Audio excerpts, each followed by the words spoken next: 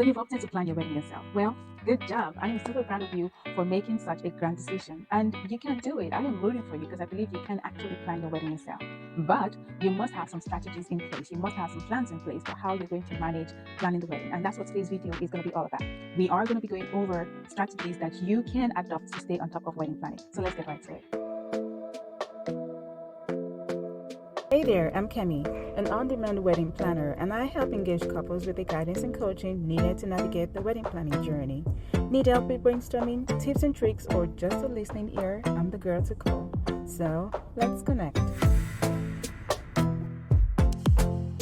Like I said, today's video is going to be about managing wedding planning, ensuring that you are in charge and on top of planning this wedding so you're not getting stressed out, you're not getting overwhelmed, and you're not being confused and just thrown all over the place as regards exactly what to do for your wedding.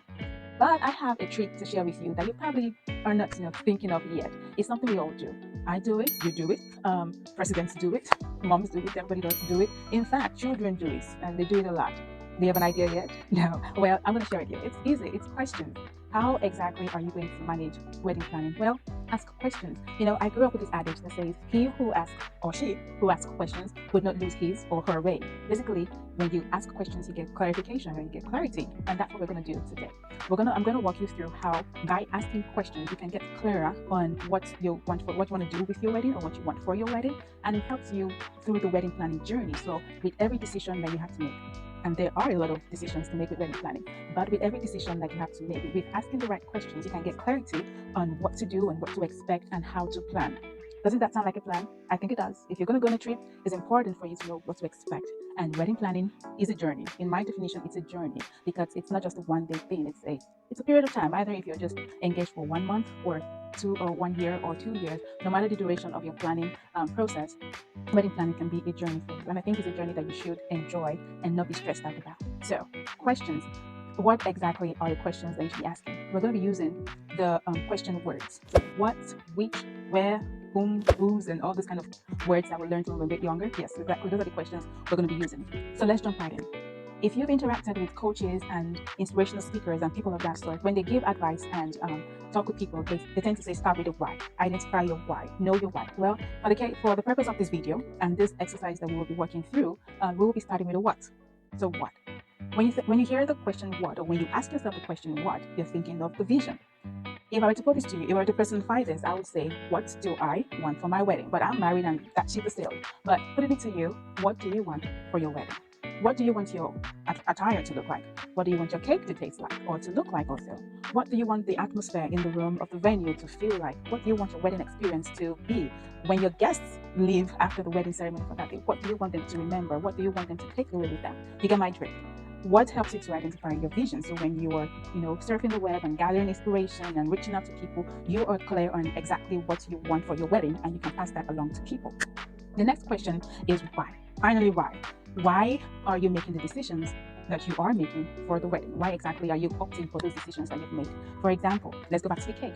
Why are you choosing to have a 7-tier cake? Why are you choosing to have, let's say, no bridesmaids or no groomsmen? Why exactly are you choosing that you're going to arrive at your reception party through the helicopter? It's possible. If you want it, you can do it. But why? And now, this is not you don't have to justify it for anybody. It's more for yourself and your spouse, because now you are the planner and you are the spouse also at the same time. If you were working with a wedding planner, you would still need to ask these questions and understand these questions for yourself, but they can deal with it in a different way because they've had experience and they've probably seen this across other couples they've worked with. But this is your maybe first time, maybe not, but this is you doing it in this capacity for, if your time than a regular wedding planner would have done this. So you need to have clarity on why you are making those decisions because it helps you. Remember, the goal here is to help you stay on top of wedding planning so you are not burnt out, you are not hating the journey, you are not stressed or overwhelmed, and you're not just thrown all over the place. So we are working towards clarity and order here. So we have what, we have asked ourselves the question why, and then the next question will be who. You have expectations for your wedding, but who will be the person or persons helping with those expectations? You are going to get a cake, okay? Who would be delivering the service for the cake? It's going to be a baker, or maybe it's going to be the departmental store. You might be going to pick up your cake from Publix, or maybe you're doing a Costco cake, whatever it is, or it's a private baker. You know the who. The next question, the next example can be a question of music. Who is going to supply music the day of the wedding? Is it going to be a DJ? or would you be having surround music in the venue? If let's assume your venue does have those built-in speakers, and you're just going to be plugging in a phone or something else. With the question who helps you to identify, helps you to answer the question of their servicer, or the enablers, people that help with that vision that you have identified and will be providing that service.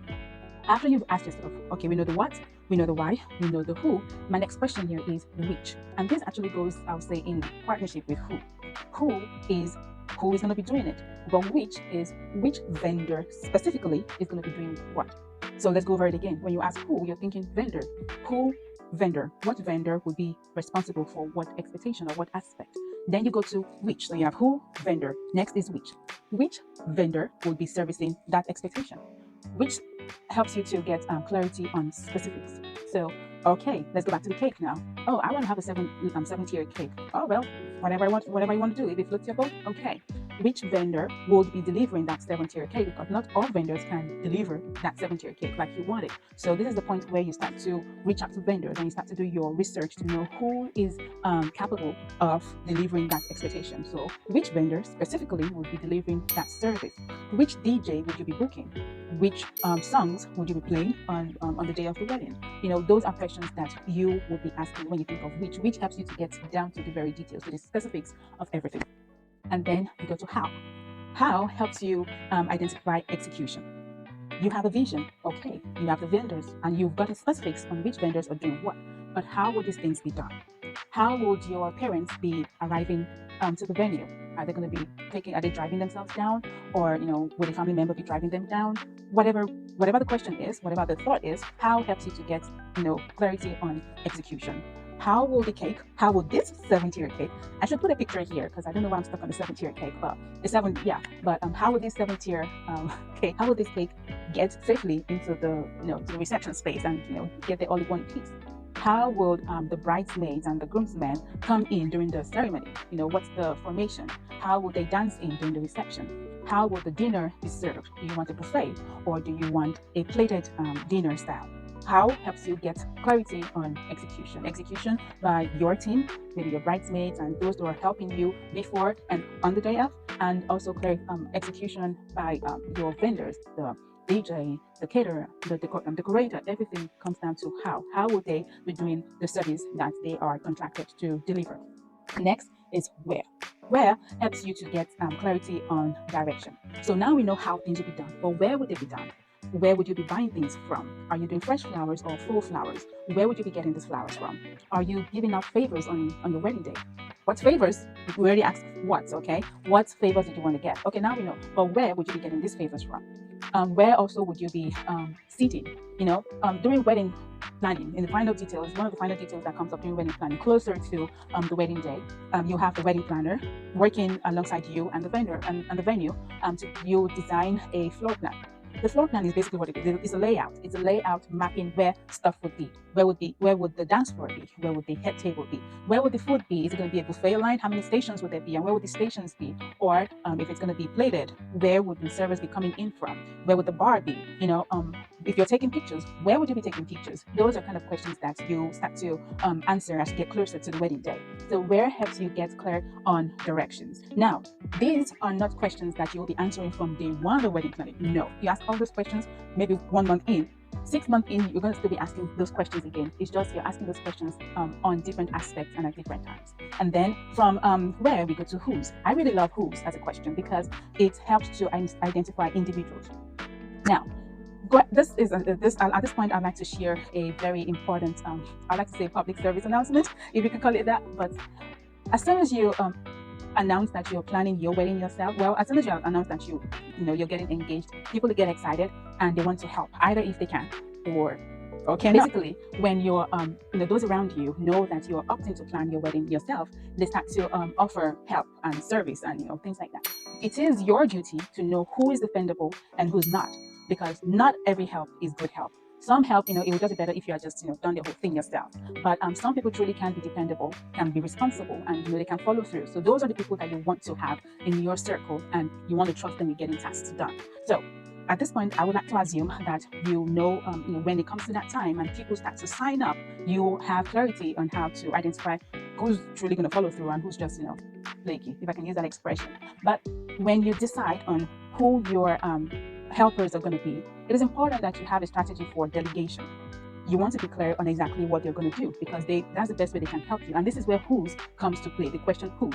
When you think of whose, you're thinking of responsibility and delegation.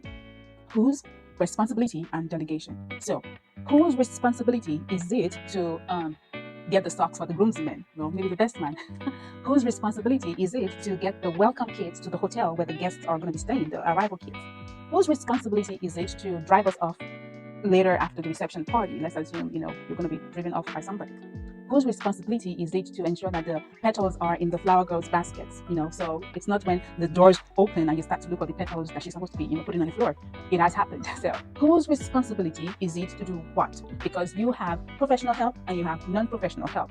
For your non-professional help, whose responsibility is it to do stuff? And it also applies to your vendors. Whose responsibility is it to provide the music, or to one specific thing? The microphone that you wear during the ceremony when you're saying your vows and you're getting clicked on. Whose responsibility is it to ensure that what you're saying is projected or is captured onto the video? Is it the DJ's responsibility to mic you up? Or is it the videographer's responsibility to mic you up? Those are questions that you also want to get clear. Even though you have specifics on which vendors are doing what, you also need to have specifics on which vendor is responsible for certain stuff, because some tasks sometimes they cross over. And who's helped you to just get clear on who are you delegating stuff to and who's going to be in charge of what. And after who, you come to when. When would stuff be done? Typically, like I said, when starts when wedding planning begins. Did you get that? When starts when? But yeah, whenever you decide to start wedding planning, that's when you also start to think of when. When should stuff happen? If as you research online, you'll find that there are resources and materials that give timelines for planning, for the planning phase, and also timeline for the day of itself. And when is an important question to ask, because it helps you to identify order and flow. When will stuff be done? So during the planning phase, when do you start marriage counseling? You should start marriage counseling. It can save you a whole lot of marital problems. But I digress. When would you start marriage counseling? When do you start dress shopping? Now that's an interesting one. When do you start to send out your invitations? When do you start to make purchases? If you're making your decorations yourself, when do you start to assemble those things together? It's an important question, especially if you're doing faux flowers or fresh flowers, because they have different preparation times. When do we start to book our vendors? Those are questions that you ask during the wedding planning journey. Like I said, 1 month short, or 1 year long, or 2 years extended, whichever one applies to you. And then the next question, or the next phase of when, comes to the day of itself. Like I said, closer to the wedding day, there are some, final details that come together. We talked about the layout. Well, there's also another document called the timeline. The timeline is a step-by-step breakdown of what is happening, when, by whom, and how. It's a summary of everything that we are talking about here. So you see, this is not just a convenient strategy. It's actually a strategy that is being used on the day of the wedding, especially by the wedding planner. Well, I use it. So when designing your timeline, the question you're going to be asking yourself is when? When would ceremony start? When do we take photos? When do we open the doors for the reception? When do we call people to the dance floor? When do we start serving dinner? When do we say the vote of thanks? When do we do the bouquet toss? All those kind of questions are things that come under the timeline, because the timeline helps you to know down to the very minute what is happening when it's done. So a quick review. What helps you to identify your vision? What do you want? And your expectations? What do you want for the wedding? Why helps you to give a justification and helps you to stay real and down to earth. Helps you to know what is just wishful thinking, what are you dreaming of, and what exactly really can be done. What can your budget cover, or what are your preferences, and how can they be merged into what you want? So that's what your why captures. And then you also have the question of who. Who helps you to identify vendors? What vendors would you be needing? And then which helps you to get clear on the specific vendors that you are choosing to book. So the specific vendors, the specific hairstylist, the specific decorator, the specific jeweler, and things like that. And then you have question of how. How helps you to answer the question of expectations. The things that you've identified, how would they be? What are your expectations for the delivery? And then where. Where gives you direction. In what order should stuff go? In what ways should they go? And then whose is delegation and responsibility. Whose responsibility is it to do stuff? Who's in charge of stuff? And then when. When helps you to also answer the question of order and flow. The goal of this video is to help you have a strategy in place for enjoying your wedding planning journey. Because I believe you should enjoy your wedding planning journey. You should enjoy the whole process, from saying yes, I will marry you, to yes, I do decide to give you my life for the rest of forever. It's a journey. The planning phase, the engagement phase, and everything is a journey, and you should enjoy it. If you are choosing to work with a professional, it will be easier to manage. But if you're choosing to do this yourself, then you can anticipate that there are some things which are not, they're not just your thing, because that's not your normal everyday activity. So they might be a little challenging. And that's why it's important that you should have a strategy in place for how exactly you're going to stay on top of this embarkment that you've taken on, so that you are not stressed, you're not hating the journey, because you shouldn't hate the journey. You are not overwhelmed, but instead you are clear on what you want. You have directions of what you want to do, and you can clearly communicate your expectations to those who you'll be interacting with and who you'll be working with.